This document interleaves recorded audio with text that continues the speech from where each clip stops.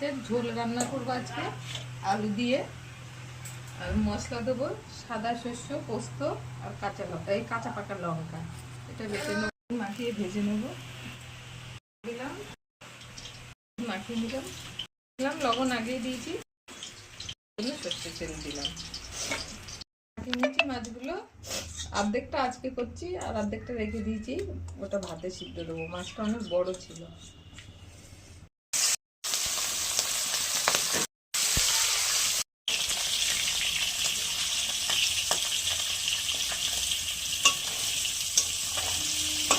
মাছ ভাজা হয়ে গেছে, এগুলো তুলে নিয়ে আরো কটা আছে।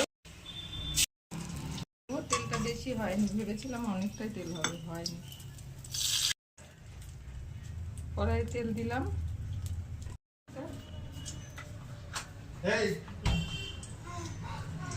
একটু কালো জিরে ফোড়ন দিলাম, এগুলো ভাজা হয়ে গেছে। এবার সর্ষে, লঙ্কা আর পোস্ত বাটাটা দিয়ে দিলাম, লবণ দিলাম, হলুদ দিলাম,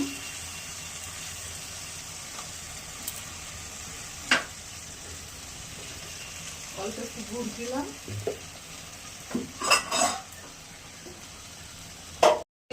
একটু কষিয়ে নেবো। এবার পোস্ত দেওয়া আছে তো একটু কষিয়ে নেবো। তারপরে এবার এদিকে একটু গরম জল করে নিয়েছি, গরম জলটা দিয়ে দেবো। গরম জল করে নিয়েছি,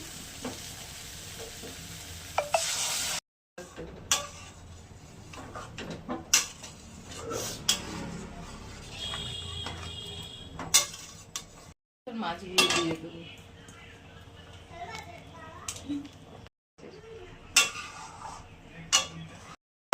নামিয়ে দিলাম, আলু দিয়ে ইলিশ মাছের ঝোল হয়ে গেছে।